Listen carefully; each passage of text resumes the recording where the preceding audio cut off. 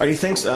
My name is Corley, and I'm a scientist at Pacific Northwest National Lab. We are in eastern Washington, high desert area, and I'm going to talk to you about a competition we held this summer for students to develop biosurveillance apps. Michael Henrys is not here, but he was the task lead, and Chrissy Noon helped a lot. So I'm excited to tell you about our work. You can go ahead and go. So we had students come to develop mobile apps for early disease detection, early recognition, early warning. They were given an extremely broad objective. We said, this is biosurveillance, go do something. And so they, on their first day, enjoyed our wonderful walking around the campus. And then they realized that they were getting into something that they had no idea anything about, and they had no experience on public health because they had backgrounds in engineering, computer science, software engineering. So we had 1 week of detect, investigate, respond, attack rates, odd ratios, etc. Typical public health 101. And many of them did quite well learning about it. Several of you in the audience were judges for our competition, so I say thank you.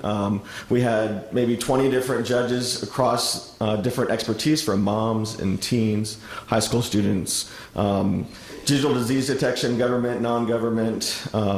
It was pretty neat. So what happened was these students came together. We had 7 of them. And each of them have diverse backgrounds, and we split them into 2 teams, an Android team and an iOS team.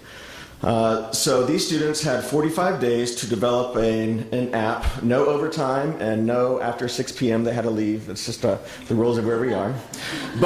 So the first team chose this as their hook, Kentucky Fried Horse. So apparently this actually happened, and 48 million Americans succumb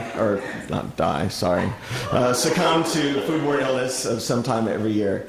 So what they want to do is integrate 5 different apps that are currently out there that deal with recalls, restaurant inspections, etc., reporting of foodborne illness, and sharing with their friends. So it was a pretty neat app. What they came up with was Food Feed, and on this screen you see that this is recalls about different sprouts and also outbreaks. We use the Health Map feed and Biocaster and a few other Twitter feeds to feed this. We also provide cooking tip information and symptom reporting. So these students learned a whole lot and actually did a pretty nice job. My favorite feature of this app, though, is restaurant sanitation violation reports.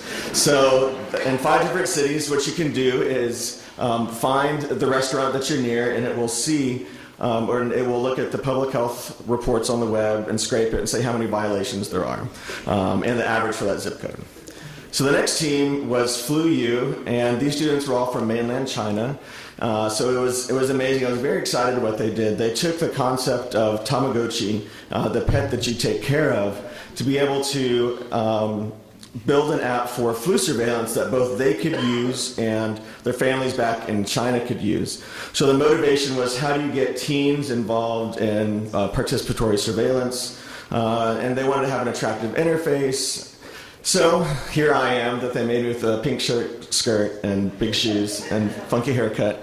So what you can do is you can tap on it much like earlier, but it goes, you can change different avatars. You can touch my throat and I'll get sick and I'll make a cough. You can touch either body part and say how severe your symptoms are and keep track of it.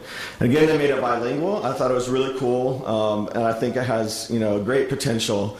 It also has a personal diary of symptoms, and then as well a density map of influenza-like illness that they prepared. So it was a really cool app.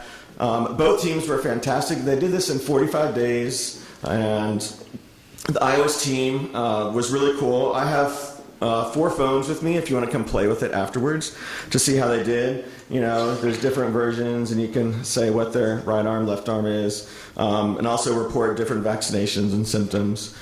Food Feed was great. So Helen and I went to Penny Cafe, or Lucky Penny, on the corner of Masonic and Geary yesterday, and had I had my app with me, I would have known that they had 8 violations out of 2.6. So don't go there. At the end of the competition, they enjoyed our famous Spud Nuts. They left a really messy room, and the winning team was the Android team. The judges did a fantastic job. It was a hard choice. The winning team received $1,000 each. The second place team, Android team, $500 each. And we hope to continue this and grow this as we go through the next few years.